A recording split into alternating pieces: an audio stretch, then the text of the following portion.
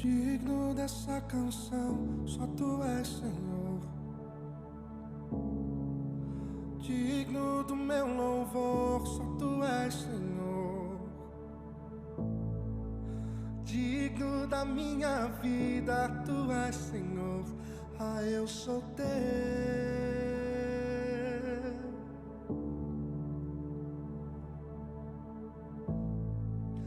Nome que é sobre todos é o teu, Jesus. Fonte da salvação, só tu és, Jesus. Digno da minha vida, tu és, Jesus. Ah, eu sou teu, eu sou teu. Santo, és incomparável, és inigualável. Abre os meus olhos, Senhor, e mostra quem tu és e enche o meu coração do amor que faz mudar o mundo.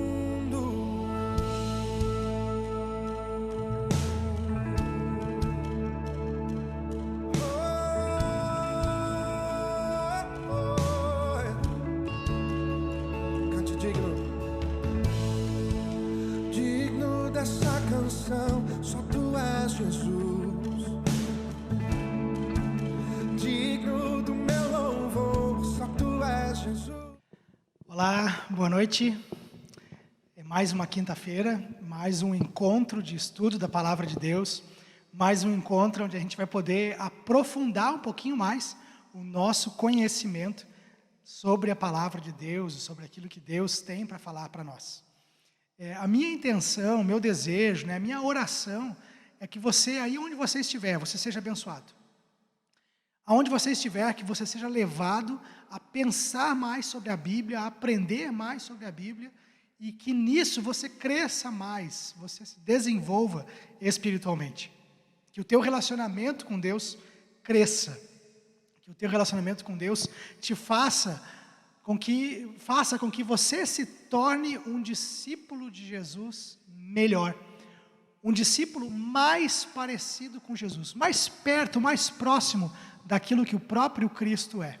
Por isso eu tenho dedicado as quintas-feiras à noite a esse tempo da gente refletir, da gente pensar, da gente olhar para a Palavra de Deus, da gente estudar a Palavra de Deus. Então, por isso, às quintas-feiras, nós temos falado sobre desenvolvimento espiritual. Nós buscamos desenvolvimento em todas as áreas da nossa vida, é ou não é verdade? Quando nós falamos sobre profissão, sobre carreira, nós buscamos crescer, desenvolver. Quando o assunto é finanças, é dinheiro, a gente quer crescer o nosso dinheiro, a gente quer desenvolver, a gente quer ter mais conhecimento para poder ter mais recurso, a gente quer poder conseguir gastar menos para poder guardar mais, a gente quer crescer. E com esse crescimento financeiro, a gente quer investir em outras coisas, nas nossas férias, no nosso descanso, no nosso bem-estar, na nossa casa, comprando um móvel novo, fazendo uma reforma em casa, nós queremos sempre evoluir. Investimos nos nossos filhos, na educação deles, para que eles possam crescer, amadurecer, para que eles possam se desenvolver como ser humano, como profissionais, como futuros profissionais. Então nós investimos no melhor, para a área de educação dos nossos filhos, para a nossa educação, investimos no melhor na nossa carreira, investimos no melhor e queremos o melhor investimento para que nós possamos economicamente também crescer. Se você sabe que um supermercado vende um produto a um preço e outro mercado vende o mesmo produto a um preço menor, aonde você vai comprar? Naquele que vai fazer o teu dinheiro render mais, valer mais, porque você quer desenvolver, você quer crescer. Você quer mais e melhor cada dia. E isso é natural, é inerente ao ser humano. Agora, quando se trata daquilo que é espiritual, às vezes a gente fica acomodado, a gente fica parado, a gente fica ali satisfeito em simplesmente receber aquilo que enviarem para a gente. O videozinho que enviarem no WhatsApp, o versículo bíblico que vem junto com aquela mensagem de bom dia, a mensagem que eu ouço na igreja lá do meu pastor, o vídeo que eu vejo na internet. mas nós precisamos querer ter mais conhecimento da palavra, estudando a palavra, para assim desenvolver mais a nossa vida espiritual.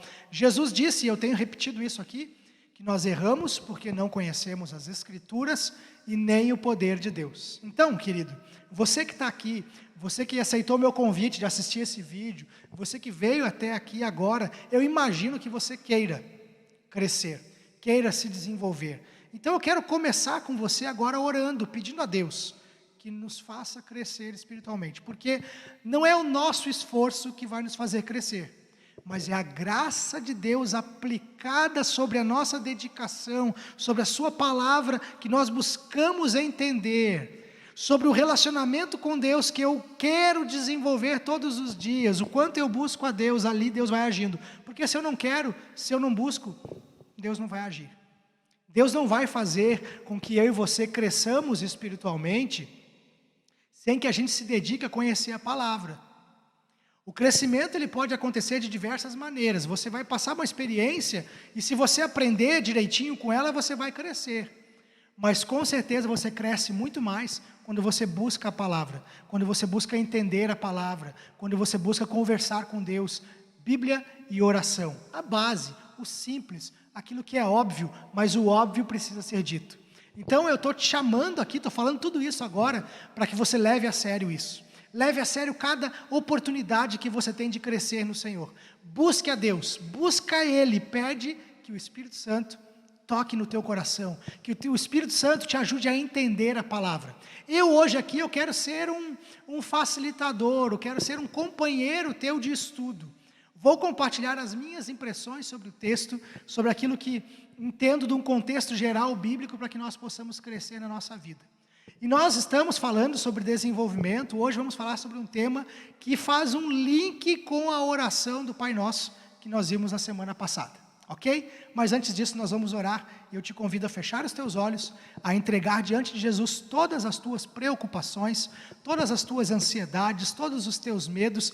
Coloca isso nas mãos de Deus, deixa de lado isso agora, e se concentra na palavra. Pede ao Espírito Santo que toque no teu coração, para que você possa aprender essa palavra. E aprender significa que você vai, quando tiver a oportunidade, colocar em prática, tal qual Deus deseja, tal qual está escrito. Ok? Feche teus olhos, nós vamos orar. Senhor Jesus, muito obrigado pela oportunidade de aprender da tua palavra, aprender aquilo que tu deixaste registrado para o nosso crescimento, para a nossa compreensão, para a revelação de quem Deus é e de como devemos ser.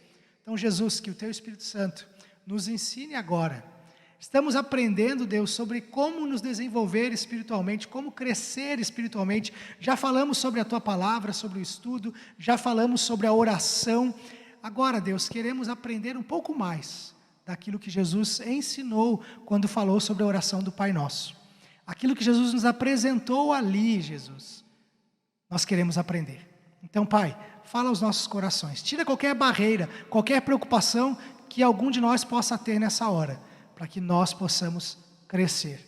Assim eu oro, Deus, pedindo que o Teu Espírito Santo nos faça desenvolver. E eu oro no nome de Jesus. Amém.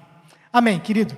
Olha só, eu quero compartilhar minha tela com você aqui, a gente vai estudar juntos, olhar para a Bíblia juntos, né? E eu quero revisar com você aqui aquilo que a gente já viu, só para relembrar, mas você pode, se você não viu, acessar os vídeos anteriores. Toda quinta-feira nós estamos, desde o início de junho, olhando para esse tema, desenvolvimento espiritual, ok?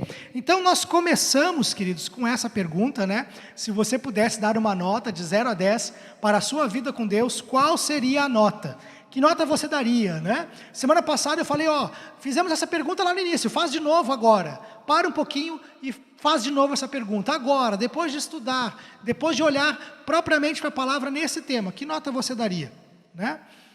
Nós vimos também, queridos, né, as coisas que atrapalham o nosso relacionamento com Deus. Pensamos sobre isso. Vimos aquilo que facilita o nosso relacionamento com Deus. O que atrapalha? O pecado, a nossa má gestão de tempo, atrapalha a nossa má compreensão da palavra, atrapalha o quanto nós somos preguiçosos e não estudamos a palavra, tudo isso atrapalha. Vimos que o que facilita é o estudo da palavra, vimos que o que facilita é a oração, buscar a Deus em oração, né? Falar com Deus, conversar. Estamos estudando sobre oração e entendemos semana passada, né, o link que tem a ver da vida prática com oração, aliás, nas 2 últimas semanas, mas propriamente semana passada nós vimos que a oração do Pai Nosso, ela tem tudo a ver com a nossa prática de vida. Nós vimos lá, né, que vida prática e oração andam juntos, vimos que o orgulho e a oração não combinam, vimos que orar é buscar intimidade com Deus, que orar é confiar em Deus. Tudo isso nós vimos 2 semanas atrás, esse foi o tema. Depois nós entramos na oração do Pai Nosso, onde eu te perguntei semana passada, né, se você sabe orar a oração do Pai Nosso. Não se você sabe o texto de cor, né, o de cor, decorado, isso aí qualquer um pode fazer, mas você sabe orar segundo os preceitos, os conceitos apresentados por Jesus ali? Você sabe fazer isso? E aí eu falei semana passada, né, apenas resumindo aqui, que você não vê na oração do Pai Nosso isso aqui. Nem eu, nem meu, nem para mim, nem a minha, nem me dá, me conceda. Não, a gente não vê esse para mim. A gente vê o nós, é para nós. Certo? Então, se ficar alguma dúvida agora, você que não acompanhou o vídeo da semana passada, entra lá e dá uma olhadinha, você vai aprender e vai se surpreender com a oração do Pai Nosso. Ok? Nós vimos então, né, a oração do Pai Nosso, fomos frisando cada parte da oração aqui, né, o Pai é nosso, o nome de Deus é santificado a partir da nossa vida, o quanto eu sou santo, faz com que o nome de Deus seja reconhecido como santo. Vimos que o reino é dele, que a vontade dele deve ser feita na terra, do mesmo jeito que ela é obedecida no céu, né, então, que a vontade dele seja cumprida do mesmo jeito que os anjos obedecem. Quem ora isso tem que estar disposto a obedecer. Vimos, né, que o pão de cada dia, ele é nosso e ele é para hoje, é para agora. Não é pensando no amanhã, mas para cada dia o Senhor vai sustentar. Vimos que assim como o Pai é nosso, o pão é nosso, as dívidas também são nossas. Então, o problema que o meu irmão enfrenta, o pecado do meu irmão, a dificuldade dele, é minha dificuldade também, é nossa. E hoje tem tudo a ver com isso. Hoje a continuação da oração do Pai Nosso tem tudo a ver com a dificuldade do meu irmão, com o pecado do meu irmão. Você vai ver isso hoje junto comigo, ok? Vimos, né, para não nos deixar cair em tentação, mas livrar-nos do mal, porque quando um cai, todo mundo sofre, né? O corpo todo sofre. Teu é o reino, né? O reino não pertence a nós, não é a nossa vontade, mas é a vontade de Deus. Tudo isso nós vimos na semana passada. E hoje eu quero entrar então nesse tema, te convidando a aprofundar um pouquinho mais a continuação da oração do Pai Nosso, ou uma explicação que Jesus dá depois da oração do Pai Nosso, depois do amém, que é o que assim seja. Quando ele fala, perdoa as nossas dívidas assim como perdoamos, Jesus depois explica. E a explicação está aqui. Porque se vocês perdoarem as pessoas que ofenderam vocês, o Pai de vocês que está no céu também perdoará vocês. Mas se não perdoarem essas pessoas, o Pai de vocês também não perdoará as suas ofensas. Então, queridos, o que eu quero olhar com você aqui primeiro, né? Jesus está dizendo, Pai, perdoa as nossas ofensas, nos ensina a orar, dizendo, perdoa as nossas ofensas, assim como nós perdoamos os nossos devedores, né? É isso que ele diz. Perdoa as nossas ofensas dessa maneira. Agora, ele vai dizer, então, que para ele perdoar assim como perdoamos, ele vai explicar e vai dizer o seguinte, se vocês perdoarem. Então, se vocês perdoarem as pessoas que ofenderam vocês, o Pai de vocês que está no céu também perdoará vocês. Vou frisar aqui também essa segunda parte. Então, o que a gente entende aqui daquilo que Jesus está apresentando para mim e para você aqui nesse contexto? Se vocês perdoarem, o Pai do céu também perdoará vocês. Perceba que aqui não é uma questão de uma possibilidade ou de uma permissão, como quem diz assim, você é livre para perdoar e não perdoar, ou não perdoar. Não é isso que Jesus está dizendo. O contexto todo geral da Bíblia, de tudo que Jesus ensina, nos dá a entender, e a gente já vai entender isso, já vai aprofundar um pouquinho nisso, que o perdão, ele não é uma opção. ele é uma obrigação, que nós temos que perdoar. Agora, nós temos o livre-arbítrio e perdoar é uma escolha que nós devemos fazer. Sabemos que o caminho de Deus é perdão, perdoar sempre. Agora, Jesus não nos obriga no sentido de nos forçar a perdoar. Então ele está dizendo, se vocês perdoarem, também serão perdoados. Você perdoou, você recebe perdão. Deus olha para você com os mesmos olhos de perdão que você oferece. Agora, Jesus também diz, né, que se vocês não perdoarem, né, se vocês não perdoarem essas pessoas, o Pai de vocês também não perdoará as ofensas de vocês. E aqui, queridos, me parece, né, que é muito algo, vamos dizer assim, até parecido, vamos ilustrar isso aqui, com uma espécie de uma lei da física, né, de ação e reação, quase como isso. Da mesma maneira que eu ajo, eu recebo de volta. Eu recebo de Deus. Deus, ele vai me perdoar na mesma medida que eu perdoo. E isso está muito parecido com o capítulo seguinte, capítulo 7, quando Jesus diz o seguinte, no Sermão da Montanha: não julguem para não serem julgados, porque a mesma medida que usarem para julgar, serão julgados. O que vocês usarem para medir os outros, vão medir vocês também. Então é quase que uma ação e reação, é algo que está muito claro, muito bem dito. Agora Jesus está dizendo, né, se vocês perdoarem, o Pai do céu vai perdoar. Se vocês não perdoarem, o Pai do céu não vai perdoar. Percebe como é sério? Isso aqui ele está explicando aquilo que nós acabamos de orar no Pai Nosso. Perdoa as nossas dívidas assim como perdoamos. Ou seja, Jesus, se eu perdoo, Deus, Jesus está ensinando, né? Se eu perdoo o meu irmão com facilidade eu recebo perdão de Deus. Deus está vendo o meu coração. Agora, a pessoa que não perdoa, normalmente, como é uma pessoa que não perdoa? Normalmente, é uma pessoa orgulhosa. Ela trata os outros com esse orgulho. Mas eu jamais cometeria esse erro, porque eu estou acima disso. Eu estou acima daquela pessoa, eu jamais teria feito o que ela fez. Me sinto acima, eu me sinto com orgulho, e Deus detesta o orgulho.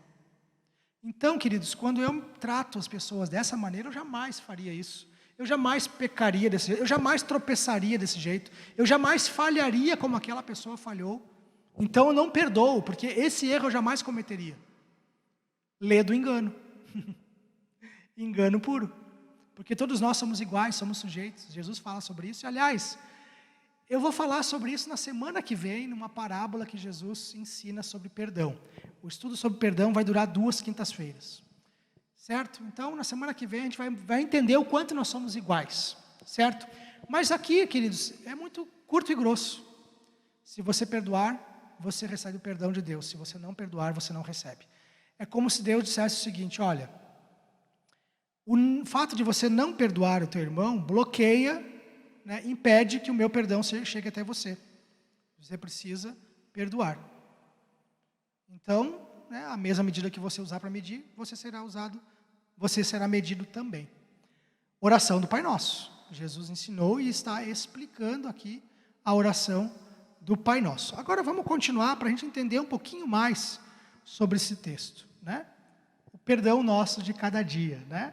Como eu falei, opção ou obrigação, o perdão, né? Jesus não está dando aqui escolha, dizendo assim, olha, você não deve perdoar, você não precisa perdoar, perdoa se quiser.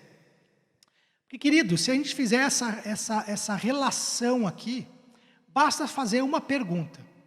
Todo mundo quer ser perdoado por Deus? Ou alguém aqui quer ficar de mal com Deus? Alguém quer que Deus, o Criador da terra, do universo, o Senhor de todas as coisas, nós queremos que Ele olhe para nós e diga assim, eu não vou perdoar você. O que você fez não tem perdão. Todos nós queremos o perdão. Então é óbvio que se eu quero o perdão de Deus, eu sou obrigado, entre aspas, a dar o perdão para outra pessoa. Então eu tenho que perdoar, porque Deus me perdoou de tudo. Então, queridos, aqui não é uma opção, né, se eu perdoo ou se eu quero, não. Eu perdoo pelo mesmo tanto que eu entendo que eu mereço perdão, que eu preciso do perdão. Melhor, mereço não, mas que eu preciso do perdão. Porque merecer ninguém merece, né? Ninguém merece. Agora, eu perdoo pelo mesmo tanto que eu entendo que eu preciso de perdão.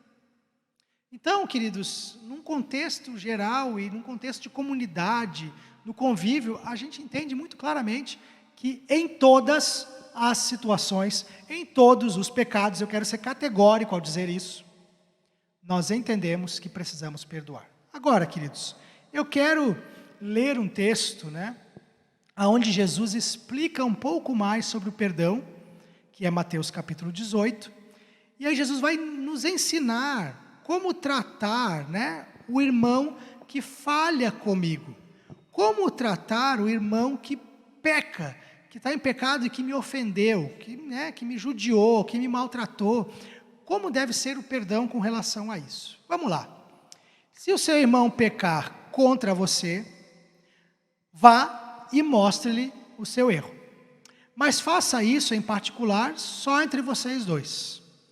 Se essa pessoa ouvir o seu conselho, então você ganhou de volta o seu irmão. Mas se não ouvir, leve com você uma ou duas pessoas para fazer o que dizem as Escrituras Sagradas. Ou seja, em obediência à Bíblia, leva duas pessoas para se cumprir o que a Bíblia ensina. O que a Bíblia ensina? Qualquer acusação precisa ser confirmada pela palavra de pelo menos duas testemunhas. Então você leva testemunhas, duas pessoas junto, para que haja uma confirmação daquilo que vai ser dito. Mas se essa pessoa que pecou não ouvir essas pessoas, ou não ouvir as testemunhas, então conte tudo à igreja. E se ela não ouvir a igreja, trate-a como um pagão ou como um cobrador de impostos. Nós vamos voltar aqui e eu quero frisar algumas coisas e entender algumas coisas com você sobre esse texto aqui. Vamos lá. Primeiro, se o seu irmão pecar contra você. Vamos entender o que significa isso, tá? Já frisei aqui, se o seu irmão pecar contra você. Está dizendo que se alguém pecar contra mim, se alguém me ofender, se alguém me magoar, se alguém me roubar, se alguém me lesar, se alguém me passar a perna, se alguém me ferir, me magoar, enfim, qualquer pecado que o irmão possa ter contra mim. A minha conduta não deve ser cruzar os braços e ficar esperando a pessoa vir atrás de mim. Ele que errou, ela que errou, então que venha falar comigo. Ele que venha tirar aqui para a gente tirar satisfações e ele que venha admitir que errou. Eu não vou procurar, eu não vou me humilhar. É isso que a gente faz muitas vezes. É isso que a gente ouve muitas vezes, é isso que a gente vê muitas vezes. Então, querido, nós precisamos entender que, está dizendo, se o seu irmão pecar contra você, ou seja, a culpa não é sua. Não é sua a culpa. Mas mesmo não sendo sua a culpa, vá e mostre-lhe o erro. Eu vou até colocar com uma cor diferente aqui. Vou botar um verde, eu acho que vocês vão enxergar bem na tela aí. Vá e mostre-lhe o erro. Então, a culpa é do outro. O outro pecou. Mas eu é que tenho que ir. Eu é que tenho que ir na direção dele. Eu que tenho que buscá-lo. Vá e mostre-lhe o erro. Agora, vamos entender aqui claramente, uma questão de sabedoria. Sabedoria no falar, no usar as palavras. Não ir lá para apontar o dedo e dizer assim, olha como você é uma pessoa má, como você está errado, você é um pecador. Não.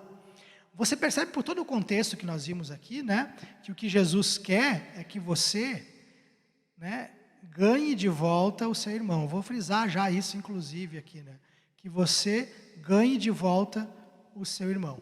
Esse é o objetivo. Então, você vai procurar a pessoa para tentar reatar.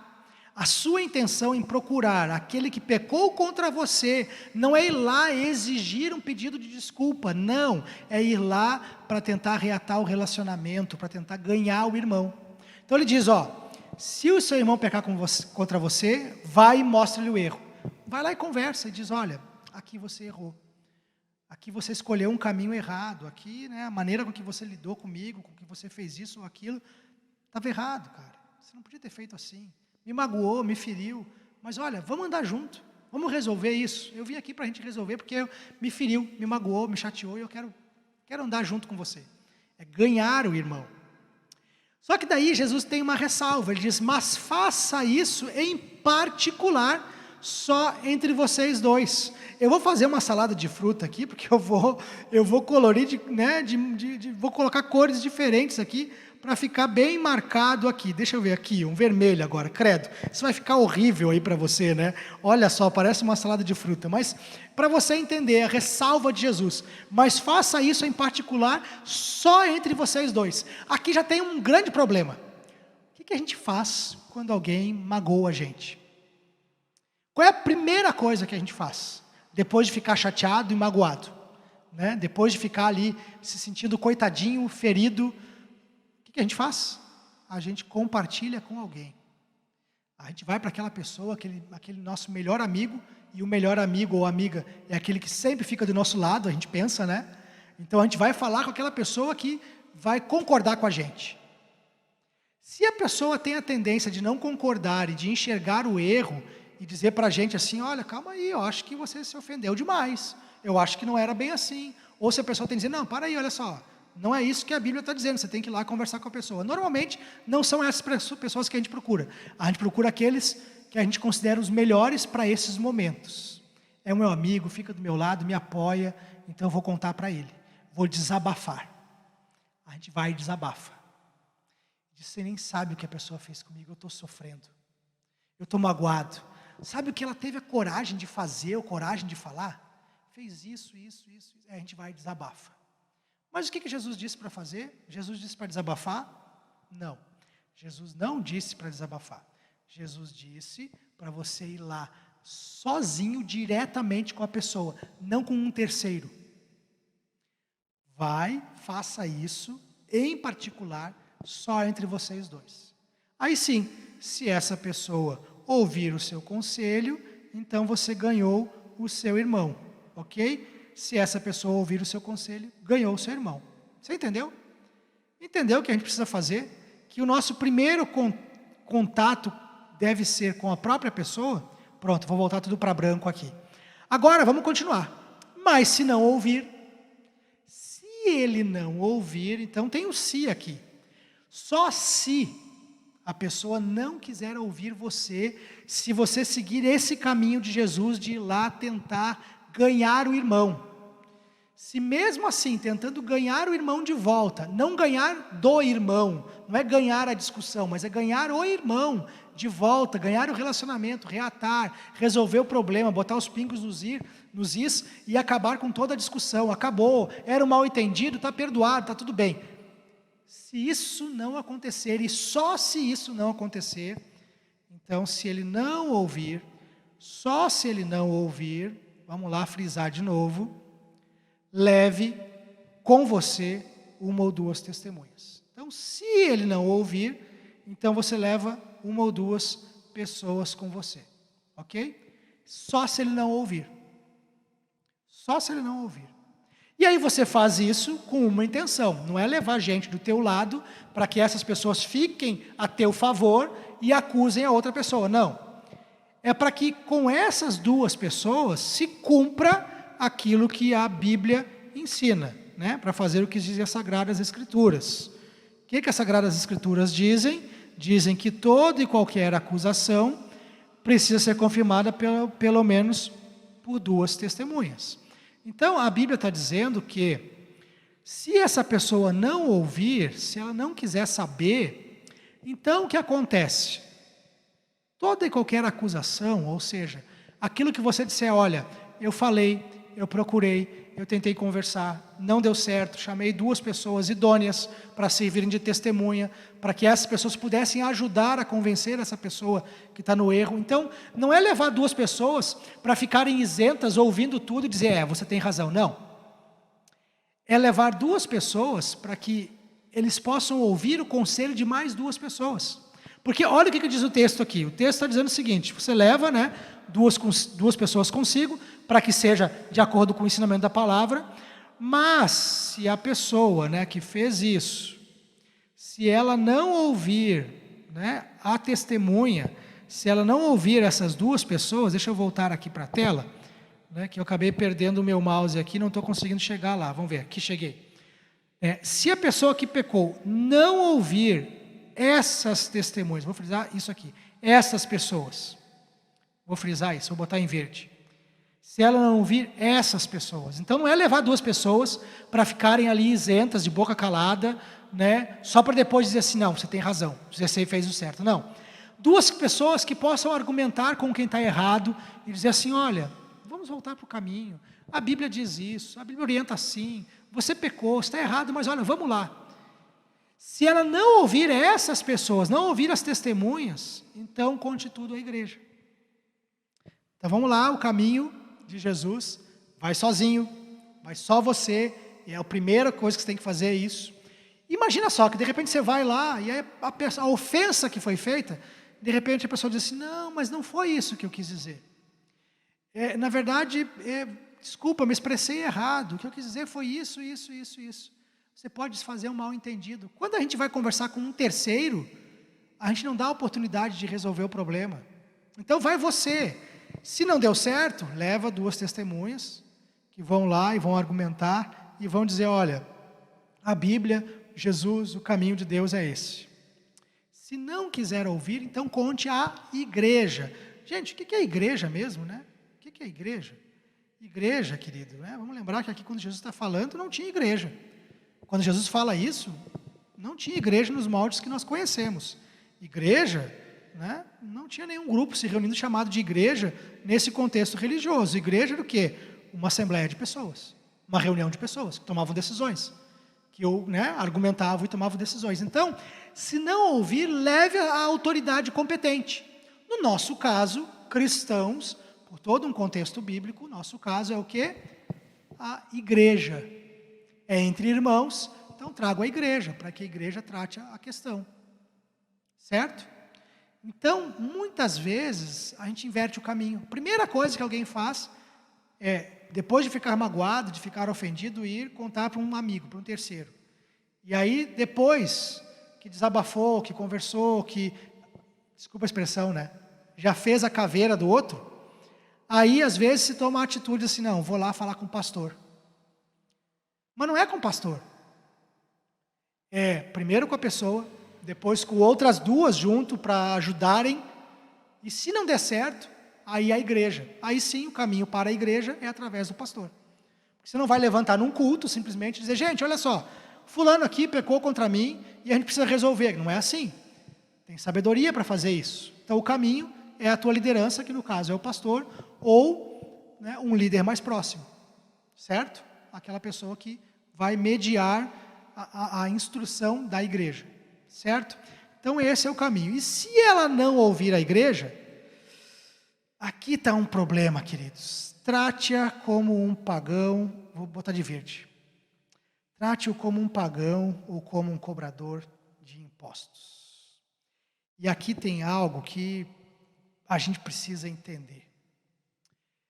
Jesus está dizendo que tem um caminho para reatar, para ganhar o irmão de volta. Mas se ele não quiser, depois de tudo isso, é para tratar ele como um pagão ou como um cobrador de impostos. Aí vem a pergunta óbvia. Como os judeus tratavam os pagãos e os cobradores de impostos? Como que eles tratavam? Porque Jesus está falando para judeus. Ele está falando para um grupo de pessoas que conhece muito bem quem são os cobradores de impostos e sabe muito bem definir quem são os pagãos. Jesus está falando para eles. E como é que esse povo todo tratava? Bom, a gente já viu que o cobrador de impostos, já vimos em outras ocasiões, que o cobrador de impostos ele era odiado pelos judeus.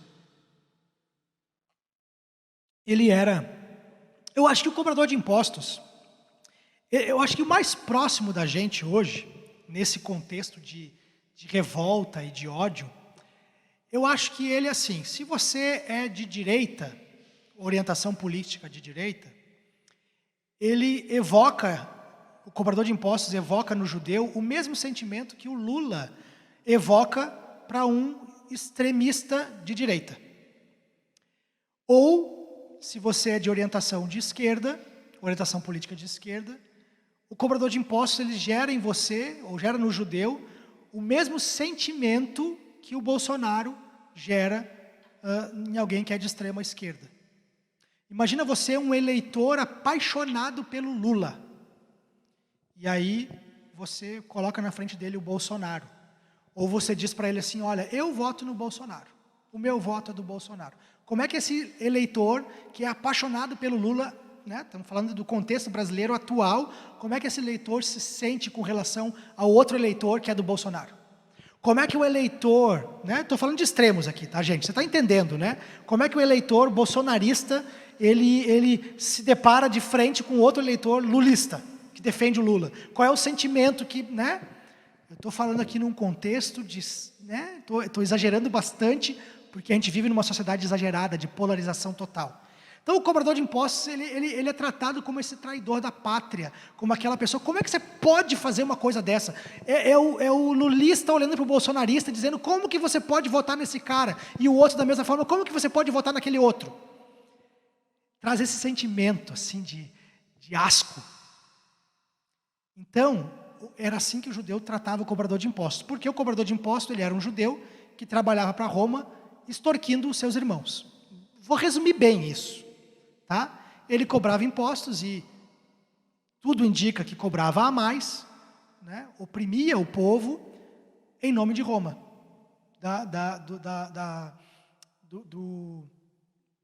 do império opressor. Então, essa era a condição do cobrador de impostos, assim que o judeu tratava o cobrador de impostos.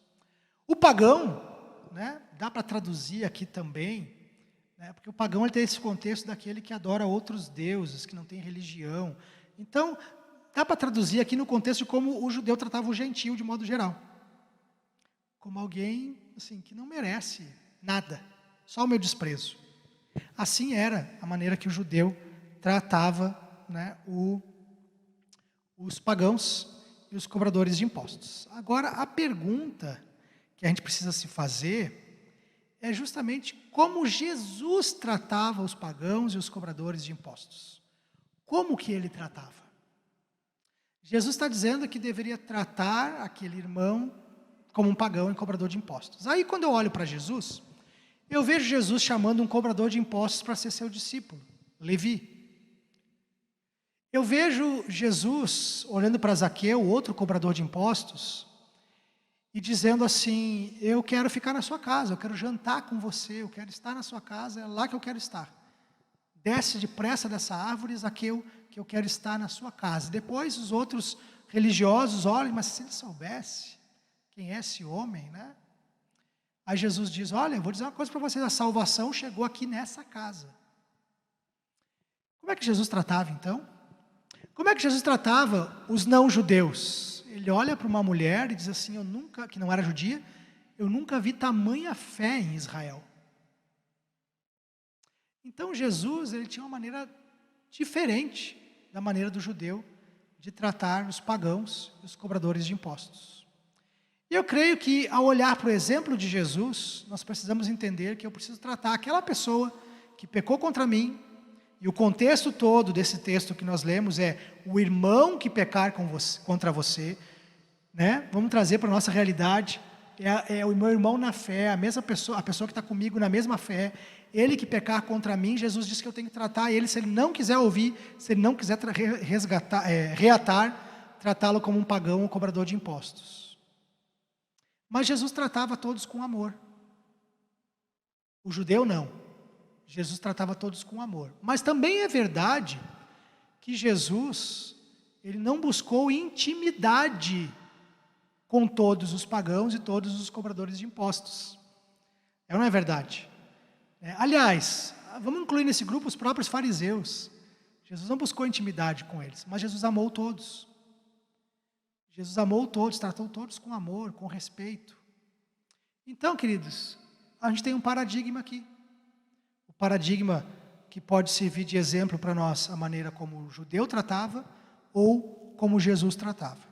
E aí, se a gente for para um contexto mais amplo da Bíblia, né, a gente pode fazer a pergunta, e o que o apóstolo Paulo orienta sobre isso? Né? Quando a gente vai falar num contexto mais amplo, para tentar entender um pouquinho mais essa questão, que realmente eu estou dizendo, essa questão não é simples. Né? Não é simples, mas como que o apóstolo Paulo orienta essas questões? E aí, queridos, a gente precisa ir lá para a Bíblia. Nós vamos lá para 1 Coríntios capítulo 5, porque Paulo trata de uma questão bem próxima dessa questão que nós estamos tratando aqui de perdão. Paulo vai tratar de uma questão própria da igreja de Corinto. E eu quero ler com você a partir do verso 9 do capítulo 5. Paulo diz assim: na outra carta que eu escrevi a vocês, eu recomendei que vocês não tivessem nada a ver com gente imoral. Gente que está cometendo pecado da imoralidade. Eu não quis dizer isso, eu não quis dizer que neste mundo vocês devem ficar separados dos pagãos que são imorais, avarentos, ladrões, que adoram ídolos. Então, está vendo? Olha só o que o apóstolo Paulo disse. Eu não estou dizendo que vocês devem se afastar ou ficar isolados, separados dos pagãos, dessas pessoas que fazem essas coisas. Não. Pois para evitar essas pessoas, vocês teriam de sair desse mundo. Ou seja, o que mais a gente vê nesse mundo é a imoralidade, é a idolatria, é a avareza, são crimes, né? Roubos. Então, Paulo está dizendo, olha, quando eu escrevi e orientei vocês numa outra carta sobre esse assunto, eu não disse para vocês se separarem dessas pessoas, ficarem completamente isolados. Porque se fosse assim, vocês teriam que sair do mundo. Você percebe? Paulo não está dizendo que a igreja deve rejeitar essas pessoas, assim como o judeu rejeitava o pagão e o cobrador de impostos. Paulo, assim como Jesus, está trazendo um ensinamento aqui que a gente precisa entender que é profundo. Vamos avançar no texto. Paulo explica: o que eu digo a você, é que vocês não devem ter nada a ver com ninguém que se diz irmão na fé, e eu acho que eu vou salientar isso aqui, né? Que se diz irmão na fé, se diz irmão na fé. Guarda isso, porque isso é importante. Alguém que se diz irmão na fé, mas é imoral, ou avarento, ou adora ídolos, ou é bêbado, ou difamador, ou ladrão. O que é difamador, né? Aquele que fala mentiras a respeito de outra pessoa para denegrir a imagem da outra, tá? Então, né, aquele que é difamador. Então a gente precisa prestar atenção nisso, tá bom? Aquele que se diz irmão na fé. Com gente assim, vocês não devem nem comer uma refeição. Afinal de contas, eu não tenho direito de julgar os que não são cristãos. A igreja não está aqui para julgar os que não são cristãos. Não é essa a finalidade da igreja. Nós não temos que julgar quem não é crente. Mas será que vocês, né, diz o texto, não devem julgar os seus irmãos na fé? Então, para os irmãos na fé, é necessário que haja legislação e o julgamento. Julgamento, aqui nós estamos falando, não no contexto de Mateus 7, mas no contexto de julgar uma questão, de tratar uma questão e chegar a uma conclusão sobre ela. Como dizem as Escrituras sagradas, expulsem do meio de vocês esse homem imoral. Afinal de contas, eu não tenho direito de julgar os que não são cristãos. Deus os julgará. Então, queridos, todo o contexto de tudo que a gente está falando e nós estamos aprendendo aqui, nós estamos colocando nesse contexto, é que nós precisamos entender a tratar as questões internas, problemas entre nós. Se o meu irmão pecou contra mim, eu tenho que ir lá tentar resgatar, eu tenho que tentar resolver, eu tenho que tratar a questão. Agora, se ele, se dizendo irmão, né, vou voltar aqui, se dizendo irmão, ele continua nessas práticas, né? Alguém que é irmão, vem à igreja, né, pratica, lidera, faz isso, faz aquilo, mas é imoral, é avarento, né, apegado demasiadamente ao dinheiro, adora ídolos, né, coloca outras coisas diante de Deus ou pratica, né? Aqui o adorar ídolos é literalmente participar de cultos pagãos, né? Ou é bêbado. Outro dia eu falei sobre bebida na igreja, disse que a Bíblia não condena a bebida alcoólica. E não condena mesmo. A Bíblia condena a embriaguez. Paulo está dizendo, se alguém se diz irmão na fé, mas é bêbado, ou é difamador, ou é ladrão, nem mesmo coma com essas pessoas. Isso o judeu fazia. Ou melhor, não fazia, né? O judeu não comia, não sentava na mesa com alguém que era um publicano, ou que era um gentil, ou samaritano. O judeu não sentava na mesa com essas pessoas. Então, o que Paulo está dizendo, queridos, é que a gente precisa resolver as questões internas, e quando a pessoa se diz irmão, a gente tem que tratar todos os caminhos para resolver, mas não resolveu, aí sim, esse irmão, ele não pode continuar no nosso meio, ele precisa de disciplina. E a disciplina na igreja, ela deve passar por diversos processos. E o último processo de todos é a exclusão. Depois de passar por todos os processos, se aquela pessoa continua bêbado, continua idólatra, continua difamador, continua imoral, aí deve ser excluído. Disciplina na igreja é sério e é importante. Então, queridos, tem todo um caminho para isso acontecer. Mas só se a pessoa continuar no erro. Se não continuar no erro, você vai estar trabalhando para ganhar o seu irmão, para resolver a questão. Então Jesus está nos ensinando o seguinte: olha, se o teu irmão pecar contra você, vai lá e resolve. Vai lá e busca, não fica esperando, vai lá e trata a questão para que essa pessoa possa sim, de fato, estar com você. E você ganhou o seu irmão. Agora, imagina você, vou usar o meu exemplo como pastor. Eu estou no erro, estou no pecado, estou na imoralidade. Imagina você, eu chegar aqui no culto domingo à noite, pregar, dar a palavra, trazer a mensagem para a igreja, depois de num sábado à noite ter ido numa casa de prostituição. Notoriamente, todo mundo vendo, todo mundo sabendo. Você vai aceitar ouvir uma palavra de um pastor assim? Se no sábado à noite eu vou para as baladas, eu faço isso, ou encho a cara no sábado à noite, né? Vou lá e encho a cara e chego aqui no domingo de manhã para dar a palavra no culto, ainda embriagado ou com ressaca, visivelmente, né, cheirando a álcool. Você vai querer receber uma palavra de alguém assim? Você vai tentar resolver. Agora eu digo assim, não tem nada a ver. Qual é o problema? O que tem beber? Não tem problema nenhum. O que tem eu ir nos bares aí? O que tem eu ir na casa de prostituição? Foi só uma vez, né? Não tem. Qual o problema? Já conversei com a minha esposa, ela me perdoou. Então deixa eu pregar aqui, a igreja é minha, eu sou pastor. Nessa conduta de não tem nada a ver, de tudo bem, minha vida tá ok, não tem problema nenhum. Deus me aceita. Nessa conduta, essa pessoa tem que ser excluída. Essa pessoa não pode continuar no meio, influenciando e deturpando a palavra de Deus. Eu dei o exemplo, né, eu como pastor, se isso acontecesse, mas é com qualquer um. É só para o exemplo ficar mais drástico, para você entender.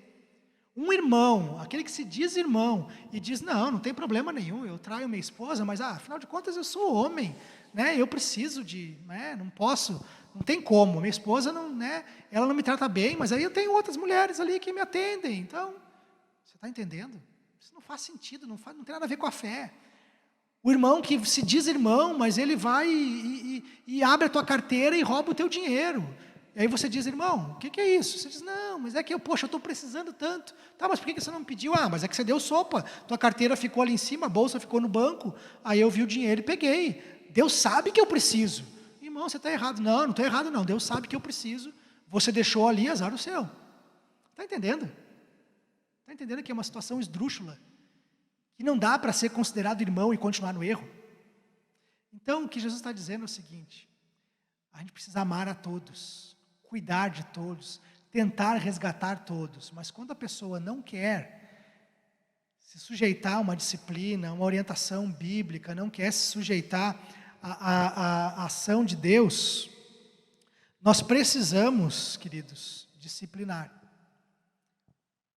Vai, conversa, se ele não aceitar, leva a testemunha, se ele não aceitar, leva à igreja, se não, trata como um publicano, trata com amor, mas com disciplina.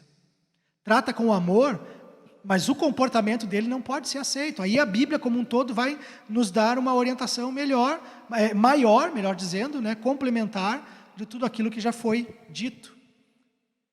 Então, queridos, a gente precisa entender a tratar as questões. Qual é a base maior e a questão maior aqui? É o perdão. Eu tenho que estar disposto a perdoar a todos. E mesmo aquele irmão que não quer receber, eu tenho que estar disposto a perdoar e não guardar a mágoa dele, porque a mágoa só me ofende, só me machuca. Alguém já disse que guardar mágoa é você tomar veneno esperando que o outro morra. né? Então isso não dá certo. Então, queridos, a gente precisa entender que há todo um contexto aqui onde uma conduta, ela precisa condizer com o meio onde nós estamos. Então, se o meu irmão pecou contra mim, eu tenho que ir lá ganhar o meu irmão de volta, para que a conduta dele não permaneça igual. Agora, se ele quiser permanecer naquela conduta, eu vou tratá-lo com amor, mas ele precisa ser disciplinado. E pelo bem dos outros, aquela conduta não pode ser colocada no holofote, no sentido de ser dito assim, olha, tá vendo, ele tem uma conduta errada, mas ele permanece lá e ele continua lá como alguém que tem autoridade, como alguém que tem a palavra, né? Não, uma pessoa que está em erro, que está no pecado, que está vivendo o escândalo, a sua conduta não pode ficar visível como algo aceitável, precisa ser tratado. Se eu ganhar o meu irmão de volta, glória a Deus, o perdão nos alcançou e nós estamos juntos em Jesus. Se não quiser, depois de todo esse caminho, se não quiser, eu trato ele com amor, mas por amor a ele, por amor à igreja, há uma disciplina necessária a ser aplicada. O apóstolo Paulo traz luz sobre isso. Então, queridos, o perdão, ele deve ser dado a todos e a todo momento. Todo momento devemos estar dispostos a perdoar. Agora, todo esse caminho que eu falei aqui, se a pessoa não quiser, ele precisa existir também. E aí, a igreja é que tem autoridade, a assembleia, a igreja reunida tem autoridade para disciplinar.